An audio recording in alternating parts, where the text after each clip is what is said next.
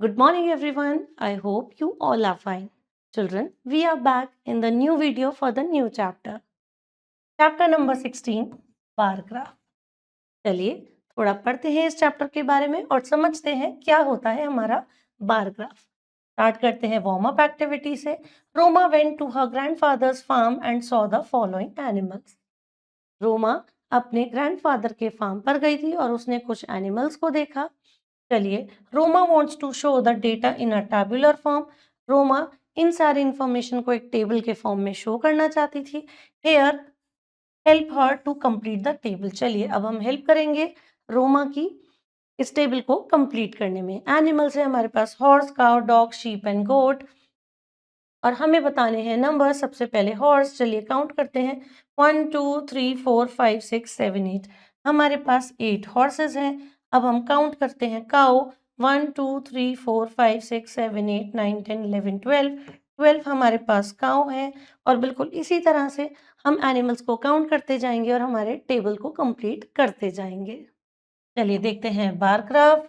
A pictorial representation of the numerical data by a number of bars, rectangles of uniform width, erected horizontally or vertically with equal spacing between them are known as bar graph. वो कह रहे हैं एक pictorial representation. Pictorial means picture representation of a numerical data bye a number of bars. एक हमारे पास number से information होगी जिसको हम बार्स के फॉर्म में शो करेंगे. क्या होते हैं वो बार्स? एक रेक्टेंगल जो कि बहुत ही फिक्स्ड विड्थ और लेंथ के होते हैं जिनको आप हॉरिजॉन्टली या वर्टिकली एक स्पेस में रखते हैं जिनके बीच में इक्वल डिस्टेंस होता है. वही हमारा होता है bar graph. In a bar graph, each bar represents only one value of the numerical data. Her bar graph में हर बार एक वैल्यू को शो करता है. So there are as many bars as the number of values in the numerical data. तो इसीलिए जितनी हमारी numerical values होती हैं उतने ही हमारे बार्स यूज होते हैं. The height or length of a bar on a suitable scale indicates the corresponding value of the numerical data. हमारे बार की हाइट या लेंथ हमारे एक परफेक्ट एक सूटेबल स्केल को शो करता है. उसी से हम जान पाते हैं कि हमारी क्या न्यूमेरिकल डेटा है. इसको हम और भी बहुत अच्छे से समझेंगे जब हम आगे क्वेश्चंस करेंगे. In order to draw a bar graph, we draw two mutually perpendicular lines on the plain paper. सबसे पहले हमारे को बार ग्राफ बनाने के लिए ड्रॉ करनी होती हैं टू म्यूचुअली परपेंडिकुलर लाइंस, यानी कि टू परपेंडिकुलर लाइंस को ड्रॉ करना होता है एक प्लेन पेपर पर. The horizontal line is called the x axis and the vertical line is called the y axis. हमारी वर्टिकल लाइन कहलाती है वाई एक्सिस एंड हमारी हॉरिजॉन्टल लाइन कहलाती है x axis. If the bars are drawn vertically on the horizontal line x-axis, the scale of the height of the bars is shown along the y-axis. अगर हम हमारे bars को vertically show करते हैं तो हम हमारी values को y-axis पे show करते हैं. And if the bars are drawn horizontally on the vertical lines y-axis, the scale of the height of the bars is shown along the x-axis. The bars can be shaded and colored. वो कह रहे हैं कि और अगर हम अपने bars को इस तरह से बनाते हैं हॉरिजॉन्टली तो हम हमारे नंबर्स को स्केल्स को एक्स एक्सिस पर शो करते हैं. तो और इन बार्स को हम शेड करते हैं या कलर करते हैं. Following point should be kept in mind while constructing a bar graph. कुछ चीजों का हमें ध्यान रखना होता है एक बार ग्राफ को बनाते वक्त. First, the width of the bar should be uniform through out. जो हमारे बार्स की विड्थ होती है वो हमेशा फिक्स होनी चाहिए, सभी में सेम होनी चाहिए. Second, the gap between two bars should be uniform through out. अब दो बार्स के बीच में जो गैप होता है वो भी हमारा फिक्स्ड होना चाहिए.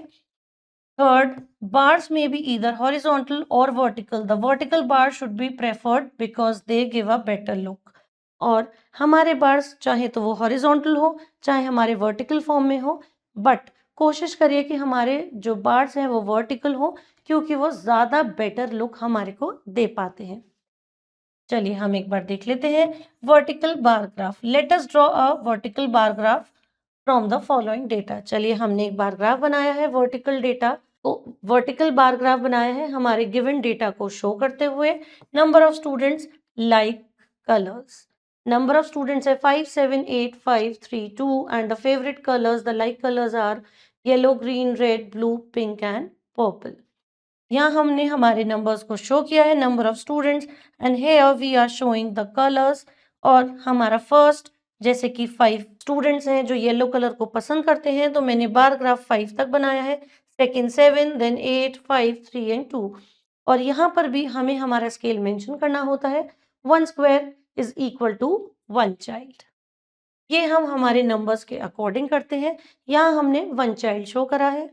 We get the following information through this vertical bar graph. अब हमारे को कुछ इंफॉर्मेशन मिल गई है इस बार ग्राफ से। First, number of students who like yellow colour, जिनको येलो कलर पसंद है वो है 5 students. Which colour is like by the maximum number of students, ऐसा कौन सा कलर है जो सबसे ज्यादा बच्चों को पसंद है, वो है red. Which colour is like bye minimum number of students, ऐसा कौन सा कलर है जो सबसे कम बच्चों को पसंद है, वो है purple. Which two colours are like by the same number of students, ऐसे कौन से दो कलर्स हैं जो सेम नंबर ऑफ स्टूडेंट्स को पसंद है, वो है yellow and blue. How many colours are like by total students, कितने कलर्स हैं जो सारे बच्चों को पसंद आते हैं, total 6 colours. And how many students are there in all who like 6 colours, और टोटल कितने बच्चे हैं जिनको वो 6 कलर्स पसंद है, वो हैं 30 students. Now we have horizontal bar graph, let us draw a horizontal bar graph. ये हमारा गिवन डेटा है जिसके अकॉर्डिंग हमने हॉरिजॉन्टल बार ग्राफ बनाया है। सब्जेक्ट्स हैं English, Hindi, maths, EVS, GK and computer, and these are the number of students pass. इन subjects में इतने बच्चे पास हुए हैं। तो बिल्कुल इसी तरह से हमने एक्स एक्सिस पर हमारे नंबर्स को शो किया है और वाई एक्सिस पर हमने सब्जेक्ट शो किए हैं। अब यहाँ पर हमने एक स्केल यानी कि 1 स्क्वायर का मतलब है 5 स्टूडेंट्स, तो हमने यहाँ पर स्केलिंग ली है 5 स्टूडेंट्स की, एंड अकॉर्डिंगली हमारे क्वेश्चंस का हमें आंसर इजीली मिल गया है। चलिए देखते हैं एक्सरसाइज 16A। चलिए अब हम देखते हैं हमारा first question. The following data shows the number of fruits in a fruit basket.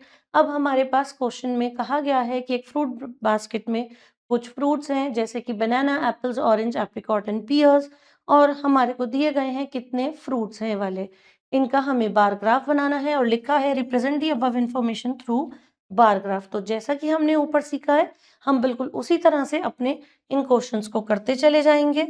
Now the topic is interpretation of bar graph. अब हम इसका इंटरप्रिटेशन सीखेंगे।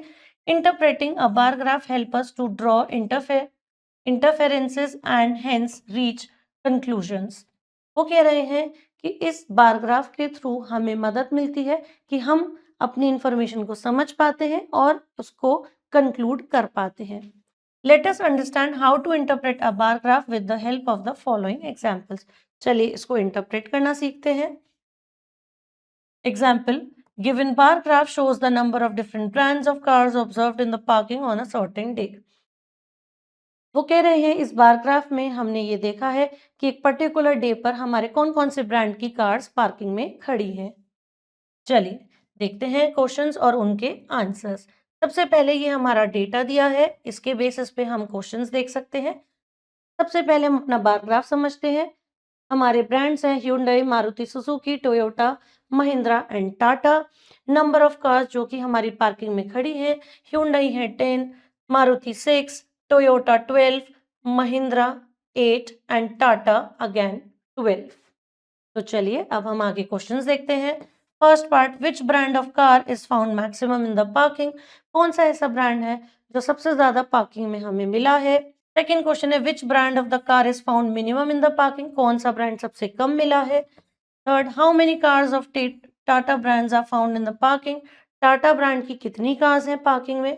And last, how many total cars of different brands are found in the parking. And total हमारी कितनी cars हमें मिली है। चलिए solution देखते हैं। Toyota cars are found maximum in the parking. Parking में सबसे ज्यादा हमें टोयोटा कार्स मिली है। सेकंड, मारुति सुजुकी हमारे को सबसे कम मिली थी। Third, there are 11 cars of Tata brand. Tata brand की हमारे पास 11 कार्स थी जो पार्किंग में खड़ी थी, एंड टोटल कार्स थी सभी का एडिशन जो कि है 47। चलिए देखते हैं exercise 16B question 1। The following bar graph shows the number of vehicles passing through a road crossing in Gurugram highway in different time intervals on a particular day. वो कह रहे हैं कि ये एक बार ग्राफ है जिसमें नंबर ऑफ व्हीकल्स पासिंग यानी कि कितनी गाड़ियां पास हो रही हैं एक रोड पर, कहाँ पर, गुरुग्राम हाईवे पर। ठीक है, इन डिफरेंट टाइम इंटरवल्स, अलग अलग टाइम पर। तो ये हमारे पास इंफॉर्मेशन दी गई है और इसी इंफॉर्मेशन के बेसिस पे हम सॉल्व कर सकते हैं अपने कुछ क्वेश्चंस। चलिए read the graph and answer the following questions. A part देखते हैं, what does the bar graph represents. सबसे पहले ये बार ग्राफ हमारे को क्या रिप्रेजेंट करता है? ये हमारे को रिप्रेजेंट करता है number of vehicles passing through a road in different time interval. देखते हैं question 2, when is the traffic maximum also give the maximum number of vehicles. कौन से टाइम पर हमारा जो ट्रैफिक है वो सबसे ज्यादा था? अगर हम देखें सबसे लंबा बार ग्राफ हमारा है 19 आवर्स, तो हमारा सबसे ज्यादा ट्रैफिक था 19 आवर्स पर और उसके नंबर्स हैं 600 व्हीकल्स। सी देखते हैं, which is the traffic minimum, when is the traffic minimum also give the minimum number of vehicles. सबसे कम ट्रैफिक हम देख सकते हैं सबसे छोटे बार को, सबसे कम व्हीकल्स हमारे को 13 आवर्स पे मिली हैं जो कि थी सिर्फ 100 vehicles. And the last, what is the total number of vehicles pass through the crossing during the particular day. और अब वो पूछ रहे हैं टोटल नंबर ऑफ व्हीकल्स जिसमें हम सारी व्हीकल्स का एडिशन करेंगे और इसी तरह से हम हमारे सारे क्वेश्चंस के आंसर्स को सॉल्व करेंगे। इसी के साथ हमारा चैप्टर फिनिश होता है। मैं उम्मीद करती हूँ ये आपको बहुत अच्छे से समझ आया होगा और इसी के साथ हमारी क्लास 4 की बुक भी कंप्लीट होती है। मैं उम्मीद करती हूँ कि पूरे चैप्टर में आपको बिल्कुल भी कोई परेशानी नहीं हुई होगी। तो चलिए, धन्यवाद। अगली क्लास में अब हम मिलेंगे। Take care, have a nice day and keep smiling.